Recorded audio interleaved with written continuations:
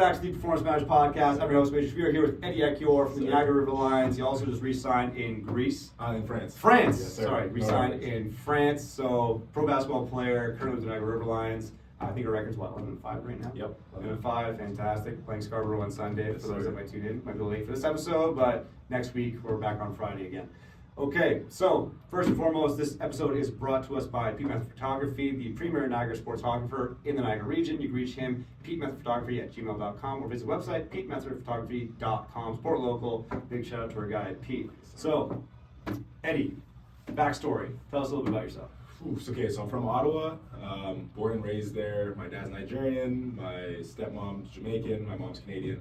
Anyway, grew up in Ottawa, playing sports, every sport I could be in, basketball, football, soccer, didn't matter what it was. My parents were putting me in it, and I loved it. So growing up, eventually, I think I got to grade 9, grade 10, where it's time to make a decision, football, basketball, and basketball was just the way I wanted to go. I liked practices way more than I liked football practices. I liked to compete, and in basketball, you can compete every day. In football, you can only compete in the games, really. You can't do any contact, otherwise you're getting hurt. Yeah. So basketball is my way to go, because I like to compete every time I'm doing my sport. So yeah, went that way, and then I ended up I got a D1 scholarship, but I ended up coming back and finishing at Carleton. We won 2 national championships there, lost my middle year, which was awful, but it's okay. We came back my third year. Yep, that second year we went undefeated, had a great team, but it was actually me personally. I should have stepped up and took that leadership role. I think that was a good year to let myself, I can't just be in the background. So that third year I stepped up to the leadership role, and from there I've just kind of been rolling on to that same kind of role. Anyway, after Carleton, we won the national championships. I had a good in that third year. And after that, I went overseas. My first year was in Georgia. It was a grind out in Georgia. It was a grind. Low money, like five of us, 5 Americans living in like an apartment. It was run down, grimy. Obviously, I appreciated the opportunity, but it was definitely a rough opportunity. You know what I mean? It was home beginnings, right? Exactly. So I started there. It was a grind, a battle, and it's physical over there. You're not getting any foul calls in the post. Like, it's none of that. They really don't give a shit. No, are you kidding me? Elbows to the face, no foul. Like, no fouls. That's it. It really was like pickup. It felt that way. But no, it was like I said, it was rough. You're calling your mom for more money because you're not getting paid on time. It was a rough start, but it led me to the point I am now, and it helped me just appreciate every jump I made from then on. Like, it was there, like I said, it was cheap, low money, nothing. And the next year, you make a little more. I went to Israel 2nd Division, and I played really well there. It was good, and I appreciated that. And then from there, I went to Portugal, which was another jump up. I played really, really well there before I got my injury. But all that to say that just starting at that bottom spot, it just helped me, like I'm telling you, every step, appreciate. Whereas I know some guys come in and they start high up, or they expect all this, and they don't realize it's a grind over there. Yeah. It's a grind, and if you start somewhere kind of soft, you don't realize what kind of grind it is. So luckily I got to start in a battle in Georgia. Yeah. But yeah, then I got this end of the season in Portugal. I jump up for block a shot, land, tear my ACL, MCL, meniscus, everything. And after having like a great year, that's fucking hard. It was rough. It hits you, right? Like, it hits you in your heart. I've never had a big injury before. Yeah. Start questioning, everything. Am I going to be the same player? And I'm an athletic player, so all that stuff kind of figures in. And then it's just a long process. I went from being able to jump, put the ball through my legs and dunk, to I can't even walk. You know what I mean? Yeah. No. for like 6, obviously I could walk, but after like 3 months, 4, then you start playing again after 6 months. Can't jump, can't do anything. Like, everything hurts. So I think that was a big mental battle. Luckily for me, going through it, I didn't have to go through it alone. Unlucky for him, but lucky for me, Ron Curry was actually on my Portuguese team. He plays with me in Niagara. Shout out Ron. He tore the same injury as me 2 weeks prior to me. So we ended up having surgery on the same day in Portugal, and then going through our recovery together, which our bond has never been closer, but that just helped me. Not everyone has someone to, tell them how you're feeling. There's some low points. You hit some depressive points, some depressing points. And at those times we could call each other and kind of, feed off each other's energy to bring each other back up. And that was helpful. But, for those people who don't have that, who go through these injuries, just keep powering through. I mean, it's terrible when you're going through it, but I'm back now, I'm playing, and I'm feeling like myself again. And honestly, I think I gained more from this injury. I learned that you have to take lifting serious. It's not, you go overseas sometimes and lifting can get put on the back burner because it's practice. And that's how I went, and I let it get put on the back burner, and eventually my body gave out. I thought I was invincible, and that's just not the case. So now it's like, it kind of has taught me early enough that I'm still only 28 in my career that I need to start lifting every day. And that maintenance, whether it's lifting, going to therapy, even if you only have a little bump, a little bruise, it's like, Now my shoulder hurts a little bit, I'm going to therapy. If something, I'm with you, if something's hurting, something's off, it doesn't mean don't lift. It means come in here and figure out how to get it right. Yeah. So those are the kind of things I learned from the injury, and also I got to shoot a bunch and do all these things to add to my game. So I really feel like coming out of the injury, it's going to lengthen my career. Assuming, you know what I mean? I got hurt at 28, I'm still young enough to recover and all this stuff, versus imagine I got hurt at 33, 34, never lifted until then, and I feel like that might have been the end of my career. But now it's changed things, and I feel like, if anything, it's going to shoot me on this, it's going to shoot me on the right trajectory. Yeah. But yeah, so now I'm back, I'm playing, I'm feeling good, and just trying to keep this momentum going forward. Yeah.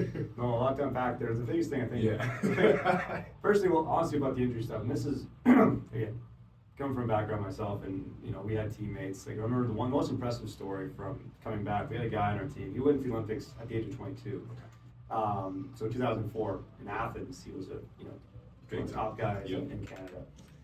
But then later on, closer to 2008 for Beijing, hurt his neck. Like the things he was doing, essentially, young guy. And like this is a shout out to Evan McDonald, by the way, also an Ottawa guy. Yes, so OTT. Yeah. So he was really aggressive with his style of combat, like very like grind, head into. He was like bully guys. Right. To the point where now his neck was taking a toll. Yep. Right. So his neck was now an issue. So then what worked for him was that he had to start training differently. He was not 21, 22, 23 anymore. Now he's like closer to his late 20s, going to his 30s. So he simply readapted his game. Like, I can't do these things I was good at anymore because this is not possible. So he just started to readjust his game and then came out on top again. He actually had to relearn different skills that made him good and do that. And then he actually had neck surgery in 2011 or 2012. He had neck surgery, like it fused his vertebrae together. He wasn't supposed to do anything, I think, for a year. Right.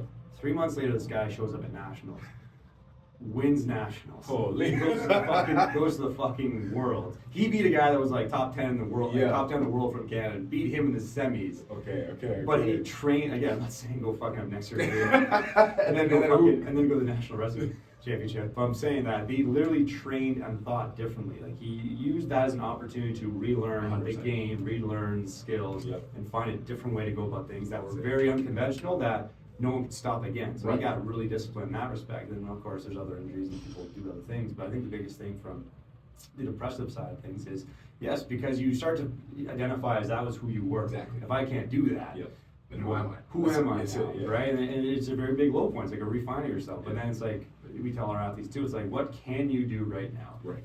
Find those small victories in that day. Win that day in some respect, because that stacks on the next day. Versus like you can't look at what you were and compare yourself to where you were. It's like compare yourself to where you are right now. This is where I am. This is what I'm at right now.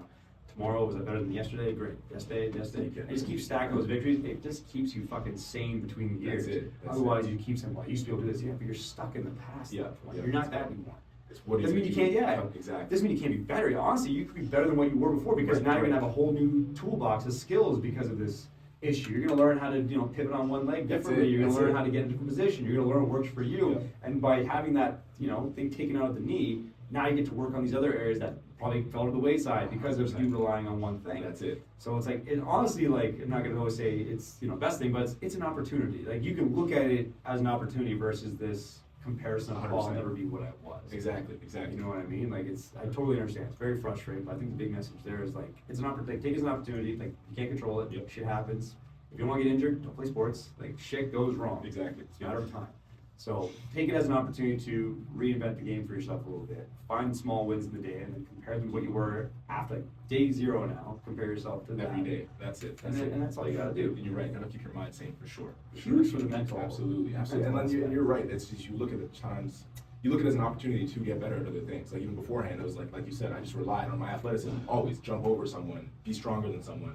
Now I'm getting back to that point where I'm athletic again. But there was a good. You still have that tool now. You know what I mean? Exactly. Yeah, There was 3-4 months there where it was like, okay, well, how am I going to score if I can't jump over this guy? I got to figure out different ways to score, whether it's a floater, shoot the three better. My free throw percentage has gone up. I've never shot free throws as well as I shoot them now, just from getting time to work on different things.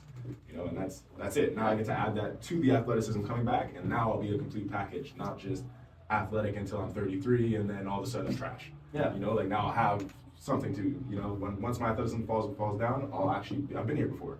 Yeah. I'll have the skills that I have it. Yeah, it's like you spend your toolbox, man. All you have was a hammer, now you got screwdrivers, drills, and a hammer. I can do all this different things. Look how diverse I can be. Yep. You know what I mean? So, yeah, I think, that, again, a very important message there. But then also, too, I want to talk about the the recruiting process for you, because you have a lot of young athletes, and I think the scene has changed. Yeah, absolutely. Very drastically. NIL specifically, and Yep. the expectation. We see a lot too, even with a lot of our high school kids going into university or like a really top end recruits. Because especially if you're going to the NCAA, like keeping in mind that the States has 10 times the population. Being Canadian, you're considered international, so you're 4 times the price. Like all those things combined, now you have NIL deals. I think there's this mindset shift. Like, what can a first year get? Like, well, what can you give me? Versus like the old school, which I think should be a little bit brought back. Was like, what can I do for them and then earn my way to justify the market value that I. Because otherwise, like you can think how great you are, but what if someone that becomes the problem now with these NIL deals and people trying to go like for back in my day, we didn't have those deals, right? You were going there and it was just the team wanted you. That was enough to make you feel excited enough. Oh my goodness, this NCAA team wants me. Even if whatever this team in Canada wants me, whoever wants you, you are excited to go play and go prove yourself. Like you're saying, I feel like now that they're offering all this money and everything, everyone's forgetting the things they need to do. They're just going there and like, cool, I got my money, and then it affects them, I think, leaving school to go pro. It's a big hit to the mind, because it doesn't matter. You could go get that NIL deal and be making $250,000 a year. Once that finishes, it doesn't matter. If you're not going to the NBA, you're not making $250,000 a year after. It's like that is not what's happening. So I think it's getting people like their mindset a little skewed. They're thinking they're worth all this.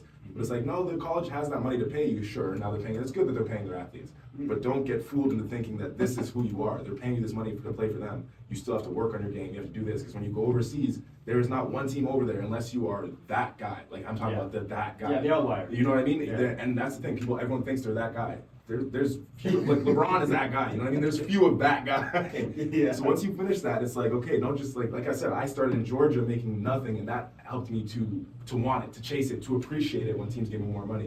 I feel like now a lot of I haven't seen it yet, but I don't want these guys to go to college and then all of a sudden hit the real world when they go to play pro, and then they're thinking, oh, I'm worth more than that. No, you still have to go overseas and you still have to grind your way up. You might make all this money here in America. Over there, they're not going to respect it. You're going to go back down to making low money. You still have to go through the grind and just fight. You know what I mean? Like you have to enjoy. Yes, the reward is awesome. You have to enjoy what it takes to get to the reward. You have to enjoy the work. Exactly. Like, enjoy the pursuit. That's it. Honestly, the success is a byproduct. Exactly. The money is a byproduct. Exactly. And it's like that just keeps scoring. And I just feel like it's good. Like I said, it's good that these colleges are offering that money, but it's going to mess up these kids. Are 17-year-olds leaving, getting $250,000 into their account, or whatever it may be. Even if it's $100,000, you're getting all of a sudden you're a 17-year-old kid getting $100,000. It's easy to just start not working on your game anymore, or just go and spend that money, or think, oh, I'm so good. They're paying me $100,000. They're paying it because they have that much money. You go overseas, they don't have all that money to just pay you out. You have to go over there and do the things that made you worth $100,000 here. You got to keep grinding. I honestly think they just should not have done that. I think it's gonna mess up a lot. I think they should not. I honestly think they NIL. Like, I love the idea of it. Yep. I just think it's not. I think it's not the right demographic. It's especially nowadays. Now you literally put a monkey wrench in the system. Yep. Like it's supposed to be like a step ladder progression. You know what I mean? Now it's like you're having college athletes. Boom, and then if you gotta come back. I think I honestly think they should like bring back the fact that you're playing for a university or a college. Like it's an academic institution. Yep. The fact alone that they can cover your tuition and your board and everything that associates with schooling, of course, that should pay off. That's awesome. Yes, I get the TV deals, everything else. The college is making a lot of money out of sports. I understand that. How do you navigate that? I'm not too sure. But I'm just gonna say, like, paying a college athlete. Remember, they are student athletes. Yes. So student should come first. And the fact is, like, if you're getting a scholarship, it's covering your school and the expenses that are associated with the ability to be in that vicinity. They can give you, whatever it is, if it's a little more money for food and this and that, that's good. But the amount of money that they're throwing, I think, is too much. Yeah, you're becoming at that point. It's like, well, now you're like, that's pro now. Yeah. It's like you're being pro, but you're in college. So Exactly. I think they. I get it, but at the same time, I think it's so new. Yep. And they just got so excited and sponsors like, absolutely, now we can throw money at college athletes, and before they go bring them to our school and everything. And do all that. So now you kind of fucking fucked up the matrix a little bit here, and all of a sudden now it's like, well, now what school's going to give me the best deal for this? That's right? it. Well, now you're setting an unrealistic expectation of what is the next level. You know what I mean? Because like if you're making a lot of money in NIL in college, hell, a rookie contract in the NBA might become fucking peanuts. Exactly. You're like, why go to the NBA? Why go to the NBA now at that point? Yep. You know what I mean? And then, in one way, actually, for playing devil's advocate, it will maybe help kids stay and finish their university degree. Hopefully. You know, like that's a lot of people want to get out of there. So that is the one good thing that comes out of it. But I do agree. I think they're throwing way too much money at it. It's going to skew people's attention. I think it's just too much money for kids to have that aren't ready to have it too. Yeah.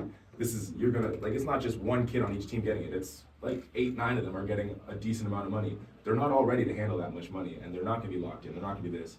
And it kind of skews college basketball because whoever has the most money is now just gonna bring the best players. Well, that's it. Well, we've already seen it because now the transfer portal. That's exactly. So now you have less high school like seniors getting recruited because it's literally like a fantasy league. These coaches and departments got money. be like, who's the transfer portal? Okay, I need this person, I need a guard, I need a forward, I need a center. Da, da, da, da, da. Okay, this third year is available. Plug him. Second year is available. Fourth year, and now it's like plug and play with all these transfers. It's messing it up, and now it's like, why recruit these young guys who are 18, 19 when I can pull a 21, 22-year-old who's certified in this league? Yeah, who's got some experience. And all of a sudden you have this college team. Literally.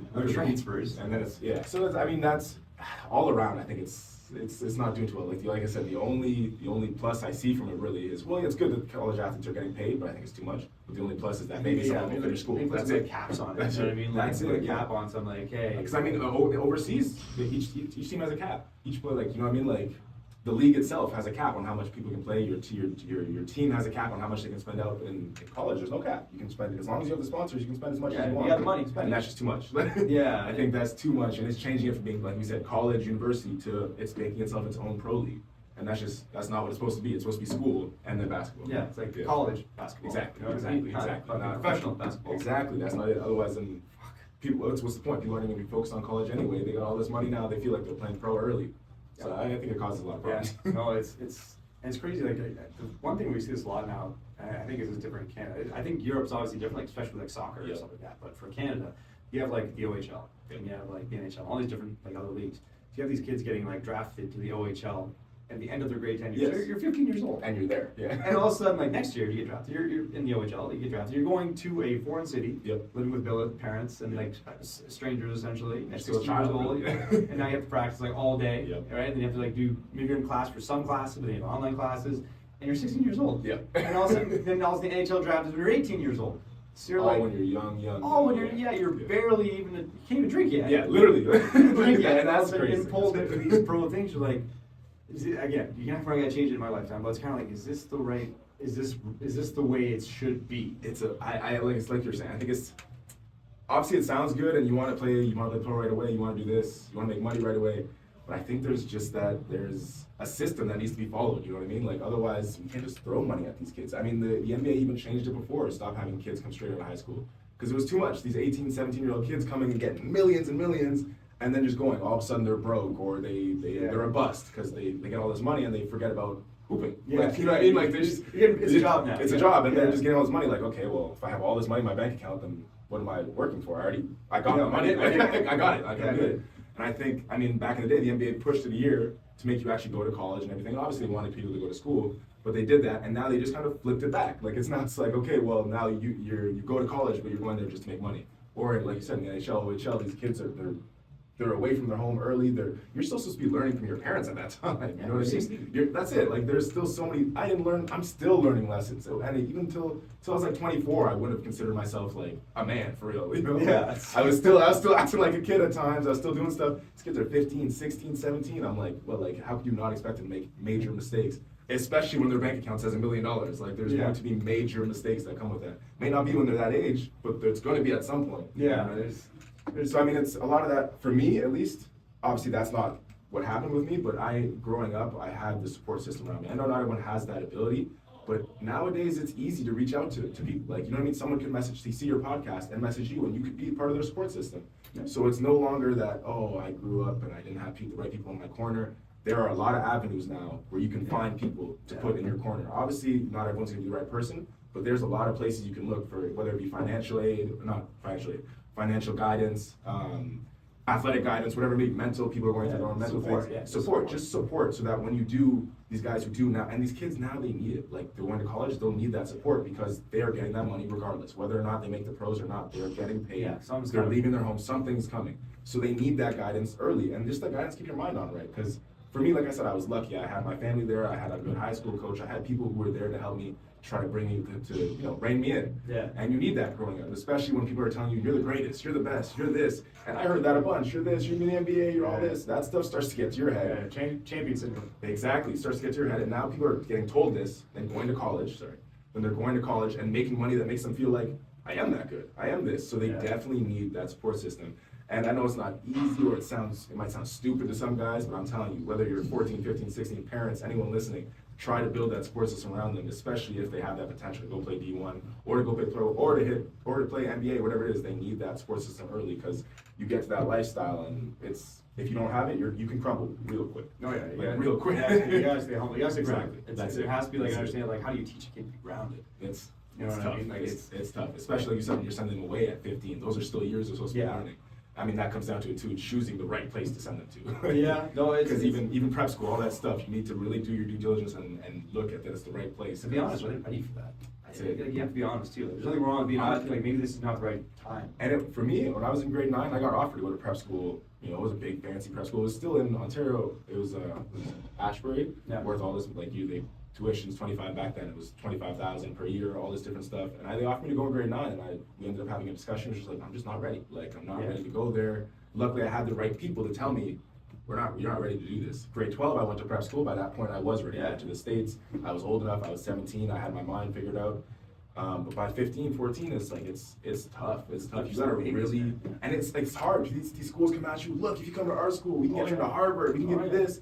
Where everyone else is paying $25,000 come to our school, you get it for free. Plus, we'll give you some money and this and that. You hear all that, and it sounds amazing, but it's like you have to really take a step back, and that's when the support system comes in and think, okay, is it right for me right now, or would it be right for me next year, in 2 years, or let me really build my foundation first. Yeah, no, it's really just a big dopamine hit. It's all the excitement, the shiny object syndrome. Like, oh. And the thing is, I get it. People will bet on your potential. Yes. But keep in mind, as young athletes, like your potential doesn't exist. It's unproven. No, potential unproven does not exist. That's it. So it's like you're seeing these things of what you hope it can be, but we have to see where you are right now, and then work on a plan to get us to this potential, romantic sunset. That's it. Yep. You know what I mean? And be ready for it. And like, there's been a lot thrown at them. And again, people don't always have that support, and I understand, but then at the same time, people use that as like fallout, cop out, like, oh, I didn't have this. That's what I'm saying. But then I feel like this, like, it was, the arms were open, but they're not going to reach. You have to like do something. Nowadays, you gotta take some accountability. You can find it. You can go on social media and find someone to be your support system. Like there's take some accountability. so many avenues. Take some ownership. Yeah. You know what I mean? I think that's a big thing that a lot of young athletes understand is like, you guys got to learn to take some fucking ownership. Yeah. You know what I mean? Like this is the life you chose. Exactly. You chose this life. Yeah. Don't be pointing fingers at whatever you didn't get or didn't do because of this person. Oh, it's because that coach or this person didn't get, like, no, like you chose this life. Like if you're a part of an organization, high school, club, team, I don't care. If you're part of a team. They lay out the expectations of the team. Like, this is our goal, our objective.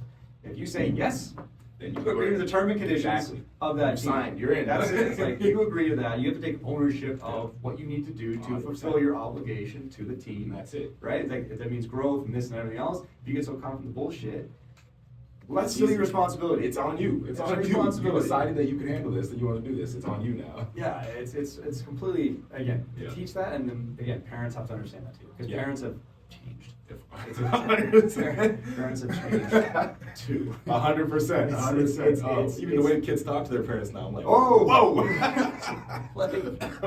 Shit, man. It's unbelievable. I don't know. I have my suspicions. I feared my dad. The fear of God. The fear of God. Ironically, like, we got whoopings back in the day. Yeah, of course. We got whoopings back in the day. I remember ironically, my mom did all the whooping. Okay, fair enough. Mom did all the whooping. Dad never had to lay a hand on me. All he had to do was look at you. All he had to do was the fear of God was instilled.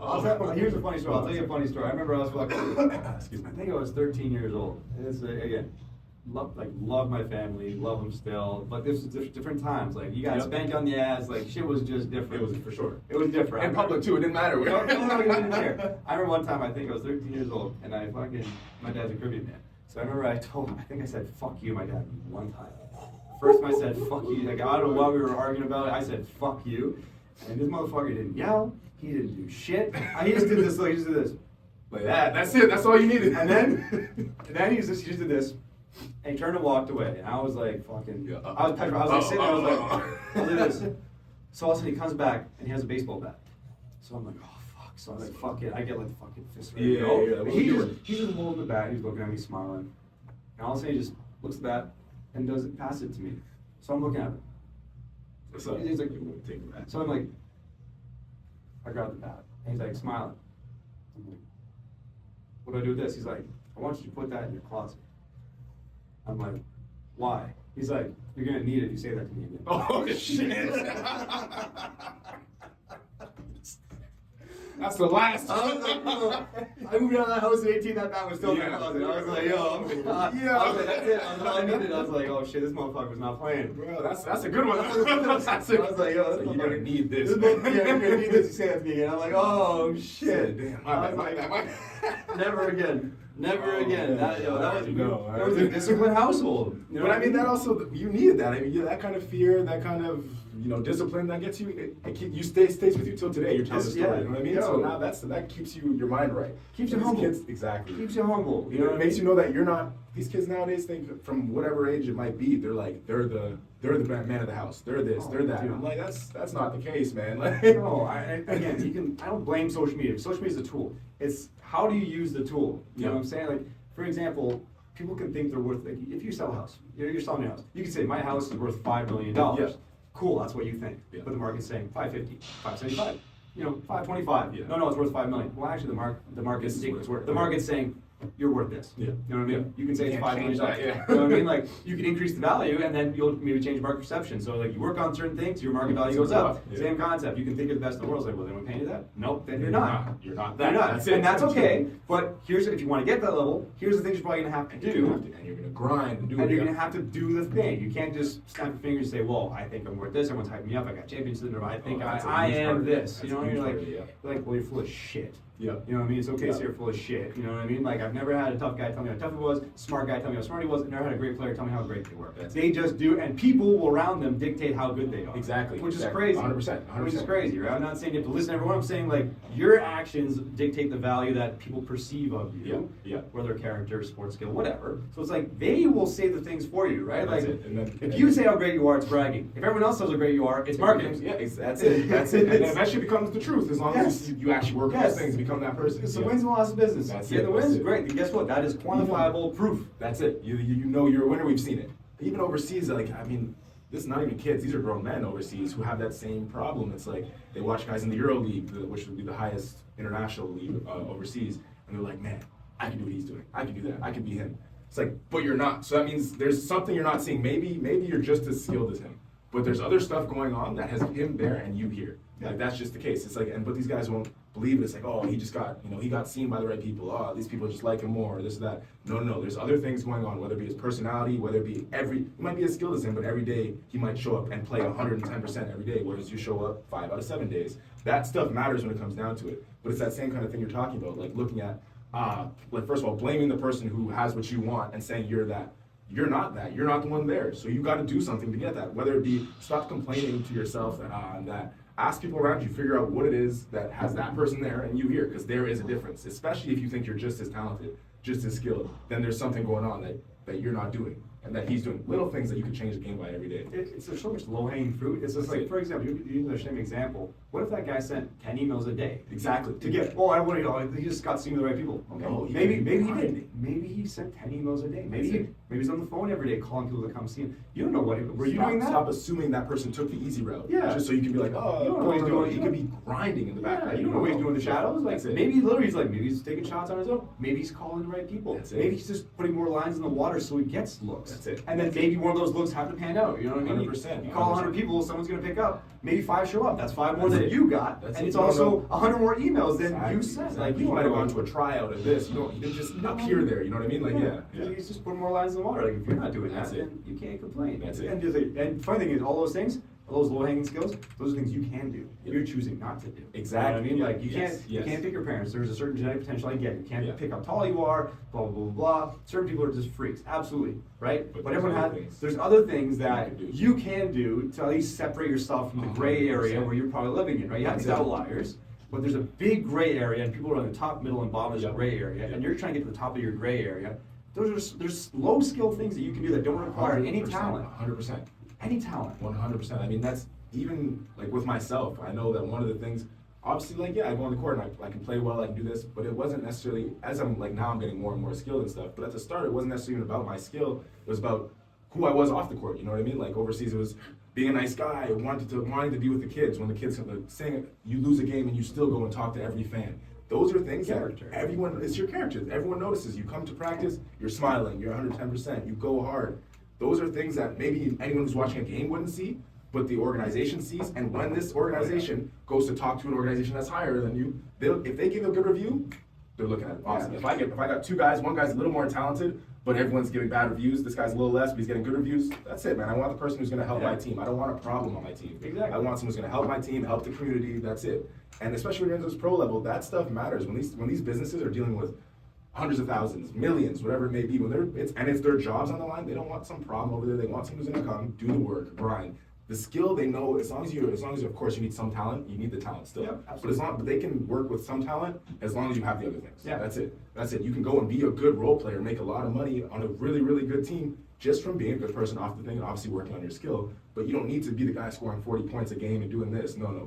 Take care of your character and then grind yourself, still train, and the rest will come. Yeah, that's it. Yeah. That's funny. That's a low-hanging fruit that anyone can do. Anyone can do it. Anyone can do it. It's ironic. Just don't be an asshole. Don't be a problem. That's You're it. related to an organization. That's a business, and they're investing in. And I'm not saying on the court either. You can be an asshole on the court. You do what you have to do to play well. Play whatever the ways that you play well. Some guys play better being an ass on the court. That's cool. But once you step off that court, you gotta be a community guy. You gotta be a good person. You gotta represent. That's the it. Because you are organization. representing their brand. They need to know that when they just leave you in the city, that you're not gonna be causing problems, doing stupid shit. Like, you know what I mean? When kids come up to you, you're not gonna be an asshole then and walk away. They want to know that you're a good person because they're putting their brand on you.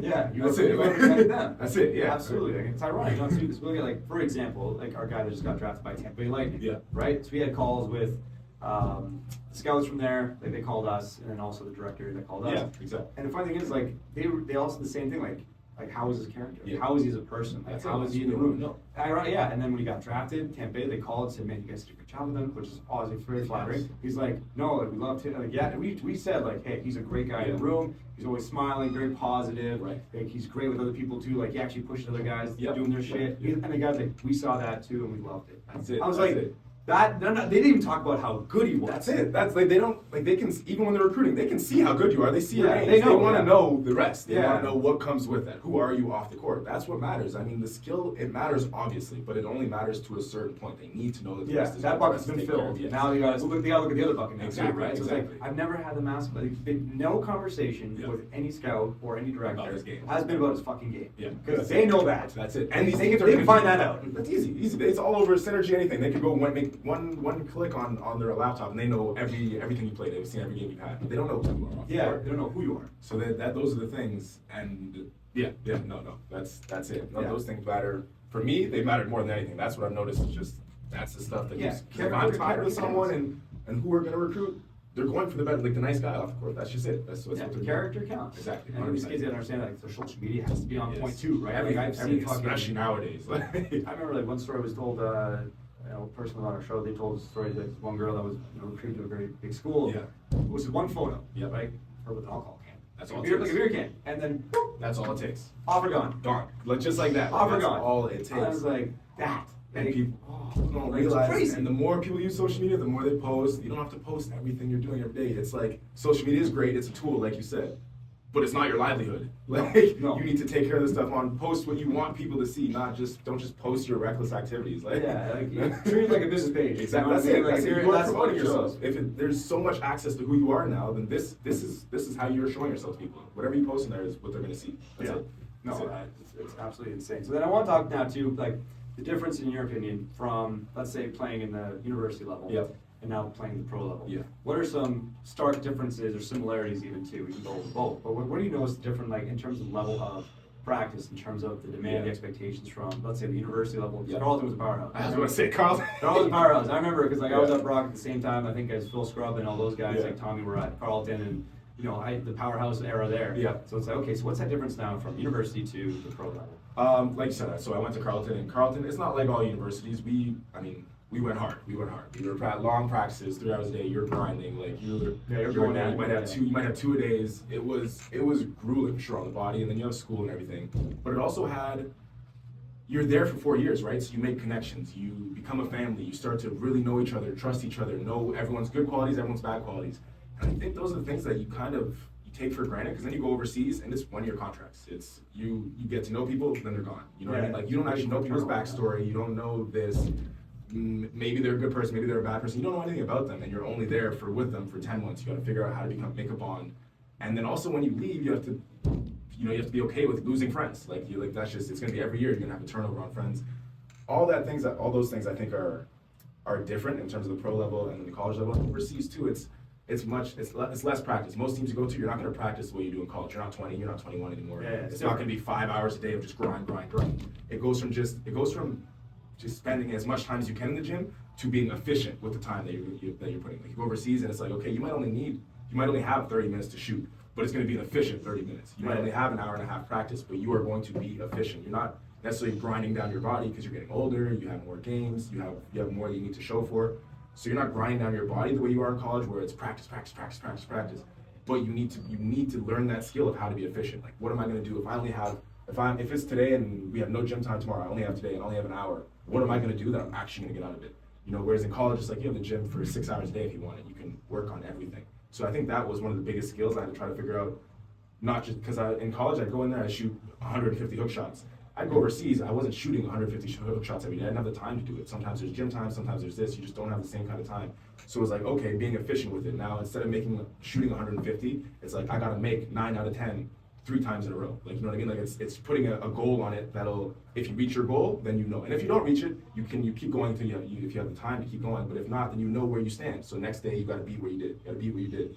So I think that for me was like one of the biggest differences, just having time and practice versus trying to figure out how to be efficient with my time, the way you're trying to do just different things like that.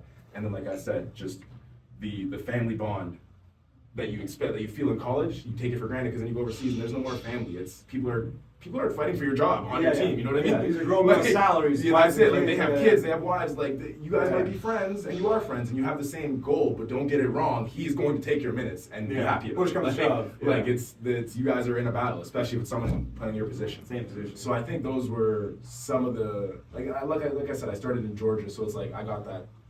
It got hit right away. Like I found out everything right away. It was like, holy shit, we only have an hour of gym time.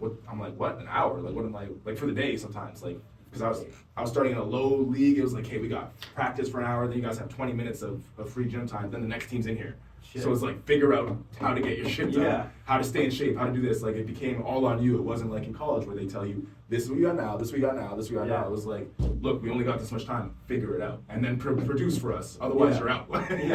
Like so, I think that those kind of things. But you figure it out as you go overseas, and as you go pro, you figure out the differences. You figure out how to navigate it. But I think you just got to go in there with the expectation that it's not like college. It is different than college. Yeah. You need to come in there and you need to take ownership of yourself because no one else is going to do it for you. So essentially, like the guardrails almost just get expanded. Like you have more creative freedom. They just want to get from point A to point B. That's it. You have more time in the day. You have more of this, but you better figure out how to get it done. And they have. Don't get me wrong. They have people to help you. They got people who will shoot with you. They got people who will help you lift and stuff. But it's all much more concise. You have to take care of yourself. Like it's just holding your hand anymore. You got to go there ready to be your own person, be a man. Yeah, and that's really what it is. Cool. So then, what about let's talk about the coaching side of things. So like, what are the expectations from like the college level to now the pro level? Like, what are the coaching expectations in terms of differences or similarities? I feel like in college, like I said, because you have 4 years, they want growth. They want to see you grow. They want to mold you into the player that they want in your third and fourth year, or fourth and fifth year in Canada. Yeah. Whereas overseas, you're there for a year, so they're not. They might say they want to mold you, and sometimes they do. They want to help you get to that next level, but they're not spending the time to actually make sure you're getting better. The coaches over there just expect you, like I said, they expect you to handle your business and win the games. Yeah. When it really comes down to it, because that is their livelihood. Coaches in college might not be the turnover is not nearly as high, and coaches getting fired. Overseas, it could be every year, every 2 years. Like if they don't produce, if they haven't solidified themselves with this team, then that coach is gone. So if you're not producing, if you're causing a problem, if you're doing this, the expectations are just way higher because it's like this is literally they could lose their job like that. If the team loses 8 games in a row, that coach might be gone.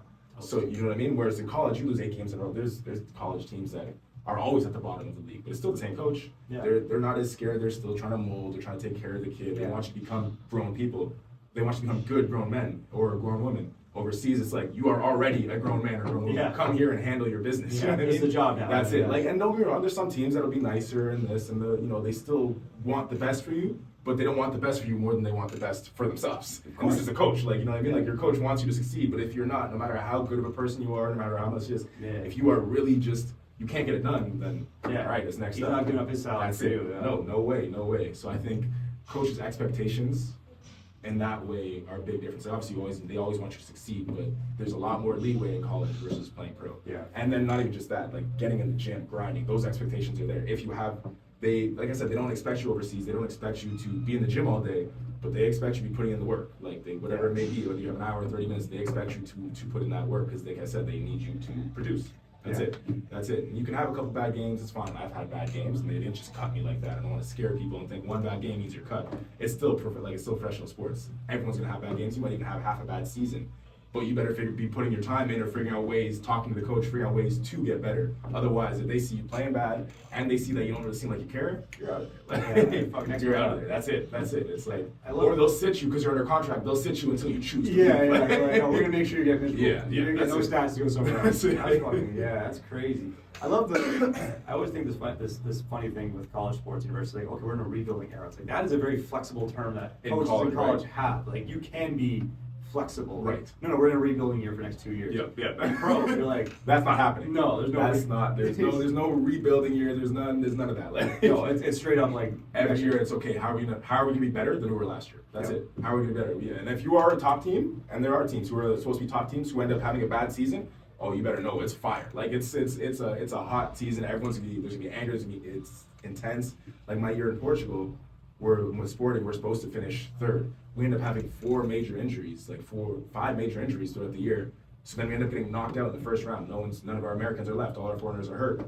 It didn't matter for the GMs there. They fired the staff. They fired everyone. They got rid of it. They said, you guys are supposed to win. You didn't win. I don't care why you didn't win. It doesn't matter that you guys got hurt. We were the best team in the league. In the league, then we all got hurt. They didn't care about that. They were like, you're supposed to win. So, boom, everyone's gone. That's it. Yeah. Fired the head coach, the assistant coach, everyone. And I don't think they deserve to be fired, but that's just the way it is over there. Yeah, you know what I mean? It's a business. There's a hierarchy. That's it. You have to agree with it, but that's just the way it is. That's the way it is. And it was like, and it was a quick turnover. I'm talking about like, our season wasn't even done yet, and we were hearing, okay, they're about to be fired. And I was like, whoa, because they could see we were about to lose. Everyone was hurt. They were like, they're going to lose. They're already talking about replacing, not even just the coaching, the GM. Like everyone was getting replaced. The owner was like, all right, clean house. Like this is it. We don't lose in the first round. And it's like that for a lot of teams overseas. It's like, that's it. It's a battle. And then if your fans come to expect something from the team, that owner is living and dying by what the fans. We would lose a game in Portugal that maybe we shouldn't have lost. I'm talking about the next week. It was like, you could feel it was yucky around the team. It was yucky in the building. Like it was like, yo, you guys are not supposed to lose that game. It was like threat of, hey, you guys better win the next one or we're making changes on this team. You know what I mean? So that obviously is a lot to battle with. For me, like that support system is crucial. Like it's not even just about when we were talking about going to college. It's like when you're overseas, you need to have, even if it's one person you can talk to, you need to find something because it's a battle. It's a grind over there. It's like the grind is forever until even when you're at the top of your game and you're satisfied, it's still a grind. You can still lose your job like that. You know what I mean? Like, so you need, because when there's weeks like that where it's like, dang, we lost 2 games we shouldn't have lost. Things are getting tight. The owner's looking at us like he's getting ready to fire someone. You know what I mean? Like it's like oh, you need to be able to talk to someone. For me, like my wife was over there and everything was, so it was easier for me. But some guys are over there alone, and it's like, and there's a time difference. They don't know who to call back home, and it's like you need to go over there with the expectations, especially leaving college now with these skewed expectations. People need to get their mind on right and realize this battle doesn't just stop once you start playing pro. Like it's a grind over there, and there's gonna be ups and downs. But you need someone to talk to, and when it comes down to it, you need to really enjoy just the sport you're playing. Whether it's basketball, hockey, whatever it is, you need to enjoy it because if you don't, then you'll never survive. You'll never survive. It's me from that. You have to enjoy the grind, enjoy being in there. This is it's coming off scary, but it's in the end, it's worth it. Every year I moved up. You know what I mean? Even after my injury, now I'm signing in France, and it's like it feels great to know that it's like okay, like no matter how much of the ups and downs, it's like okay, look, every year I'm still on this right path. Say, okay, we're doing what I have to do. No matter, forget about the ups and downs. I'm doing what I need to do to get to where I want to be. We're navigating. Exactly. I got you. So then I want to last couple things here, but I want to finish up. You mentioned the grind a lot because again, people's perception of the grind. Yeah. Like you say the grind. Everyone has a different perception of what the grind is. Because again, we have a saying here too. Everyone thinks of training until they start training. It's like we say it's like taking the red pill. It's like oh now you take the red pill. Oh now you're doing. Now you see how far the rabbit hole goes. You know what I mean? Like we have kids like like, oh I do this, I do that. I'm like. Okay, so you training? Come hang out with us for a day or two, and then all this thing they'll be like, "Oh fuck this," because you don't know what you don't know. Yeah. So like from your perspective of the grind, and you can come to everything here, but like if, especially for high school athletes that are looking to get to college, university, pro, what do you mean by the grind? Honestly, the grind is not even. I'm actually glad you say that, because the grind it's not just basketball. You know what I mean? It's not just, even like, yes, that's the grind. You need to go in. You need to put your shots up. You need to, depends on the position you play, you need to get your skill working. You need to do this. But that's not just the grind. It's not just, okay, well, I'm training hard. Why is it going well? No, the grind is every day. I'm talking about, you wake up in the morning, and this is obviously, I wish I was like this in high school. Things have changed as I've gotten older.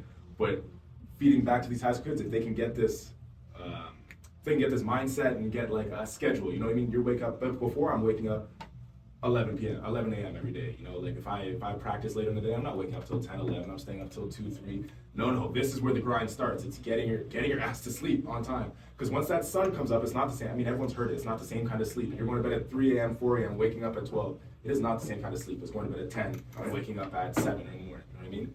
So that's where, for me, that's what I'm talking about. That's the grind. That's where the grind starts, right there. Waking up, actually making it. I know so many athletes who wake up and then they don't eat a meal. Like, they wake up, they don't eat. They go and they play, and then they're like, oh man, why do I feel so tired? Why do I have no energy to go lift after my practice? We didn't eat anything this morning, of course, you know. Like, that's, the grind is everything. I literally drink like 15 bottles of water a day. That's part of the grind. Like, my wife looks at me like, Jesus, like, I could never drink that much water. I'm like, but you have to do what we're doing. Like, it's not just grinding on the court. It's not just grinding in the weight room, which you also have to do.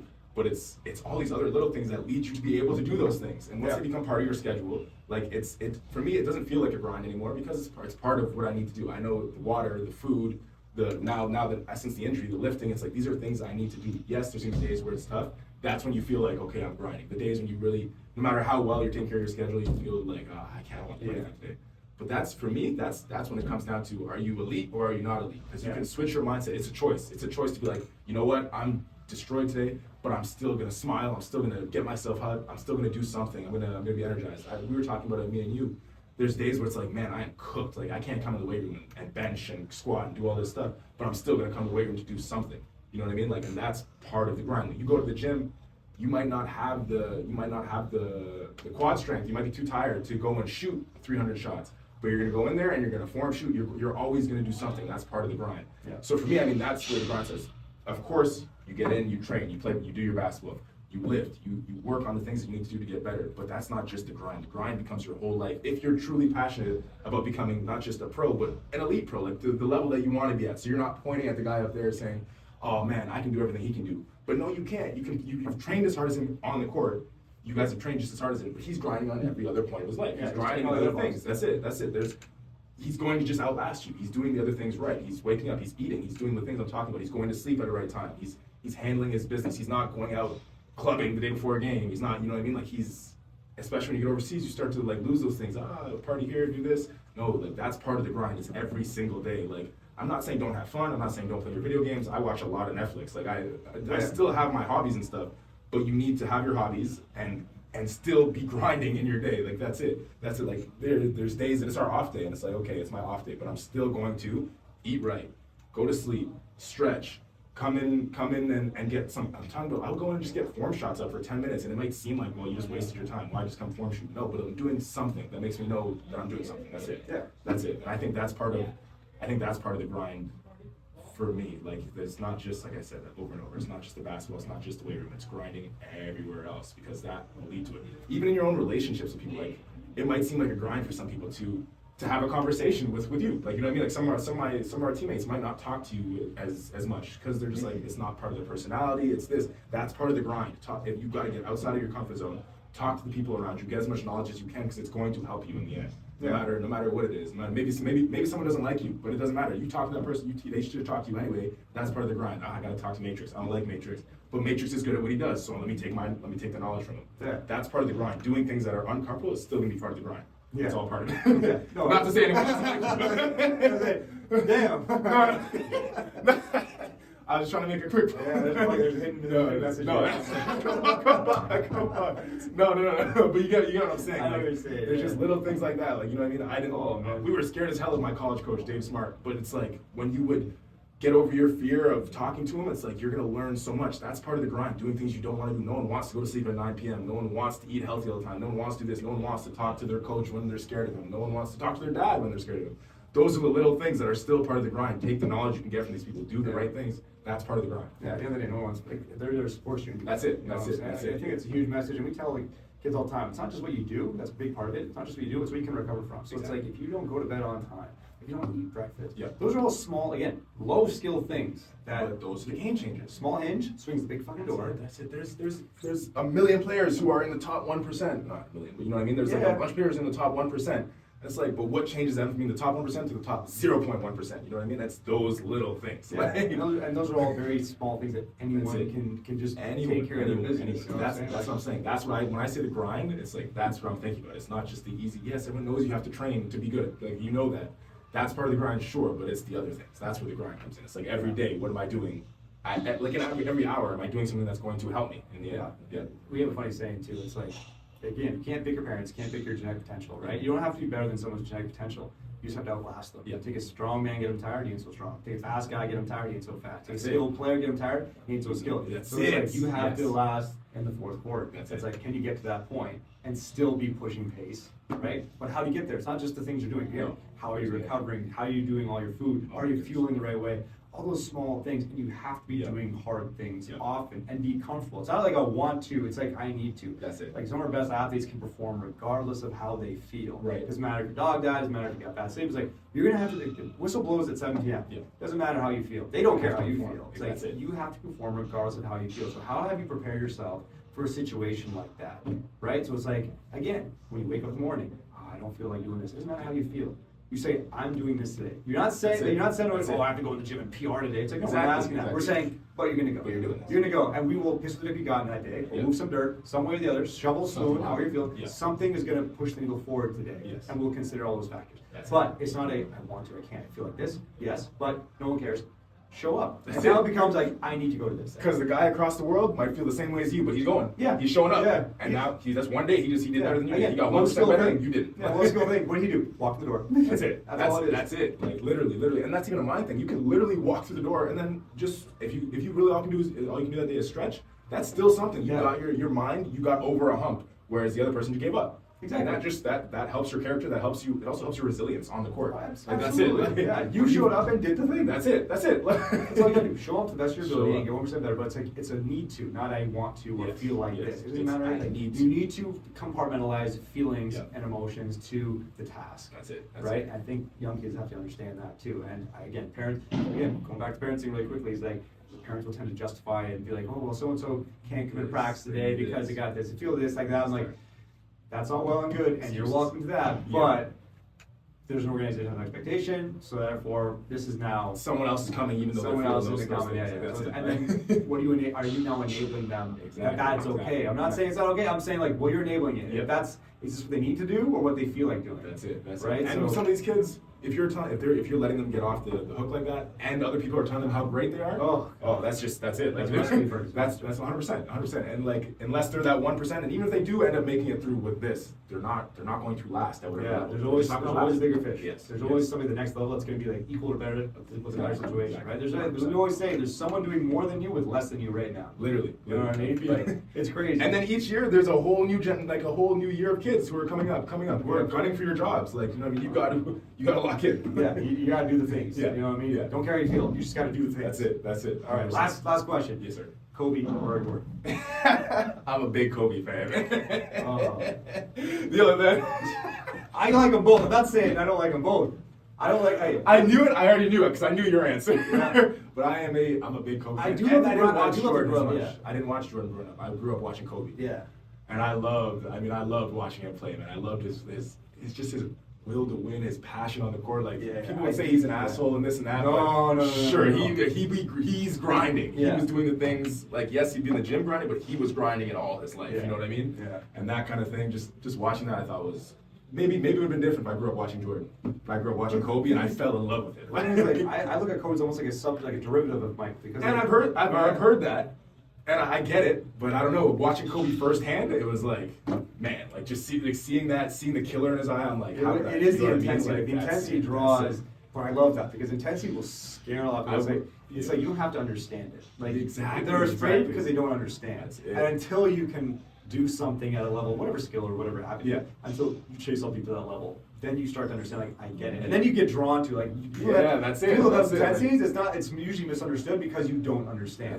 Just because you understand doesn't make it right or wrong. It's like, you don't understand yet. If you don't choose to understand, that's fine. That's fine. But that's what's working for him. And there's a reason he is where he is. Exactly. And certain people will resonate with that. No different than how you pick certain coaches because you resonate with them or don't, 100%. There's different, people that can resonate with certain people. So it's like, that kind of intensity is like people like envy it, they want it. Yeah. But they can hate on it. They can hate on it. It's like you hate him because you understand it. That's it. You think he's being a dick. It's like no, but he's also getting it done. And he was getting it done. He was getting it done. And even him being an asshole on the court to his other teammates and stuff, it's because he could see what they were doing and what he was doing, and he knew he was doing more. Yeah. I'm like that. I respect that. Hold people accountable, and then hold people accountable. And that's it. And then if they raise to the level, well, you're just all gonna be better. And now you have to raise your level because they raised to your level. So if you want to still be the best, you gotta raise your level even more. Tide raises all ships. And that's it. That's like the whole everything starts to move the right way. And I honestly, even with our team right now with Niagara, I feel like that's kind of. It was like the holding each other accountable became real. We got slapped by 30, 3 games in a row, and I was like, all right, like this is no more happy, smiley, like go lucky stuff. It's like let's hold each other accountable. If you're not doing this, I'm gonna tell you so that you have to tell me when I'm not doing stuff, and then let's move as a team just in that direction. It's okay to say it's not okay. Exactly. Like, I think people are hurt feelings. No, like fuck your feelings. It's okay to say that this is not okay. That's it. You know what I mean? 100%. Like we like to tell our kids too is like be selfish enough to find out how capable you are, and selfless enough to empower your others to do the same. So it's like you have to be selfish, you have to be a dick in a certain realm, but you also have to be selfless enough to empower others to help you. Because you can't win the game by yourself. No, it's not. You know what I mean? And it's not being a dick or an asshole. You're holding someone accountable. Criticism and feelings aren't facts. This is criticism. Yes. It's okay to have criticism, and it's okay to say that this, whatever it was not okay. Yes, and I agree. We need to get better, and here's how we're going to try to do it. And that's it. Once you can have those open conversations, I mean, even the year I told you in Carleton when we lost, we couldn't have those conversations. No one took the leadership role, no one did this, and we ended up getting, once we got to the semifinals, whacked. They whacked us. So it was like, those little things, being able to face the adversity early on will help the team just succeed. Well, long story short, just like fucking keep people accountable, fucking grind it out, do the things every day, daily check-ins, and see what. And hey, success is a byproduct, right? The window failure just Success will come. Just get smaller for failing. All right, man. Hey, Eddie, thanks for coming on the show. Absolutely. Guys, thank you for having me. This is the Performance Matters Podcast. We're on Spotify, Apple Podcasts, and YouTube. So make sure you like, follow, subscribe. Big thank you to Eddie Ekiyor for coming out from the Niagara River Lions. We'll see you all soon.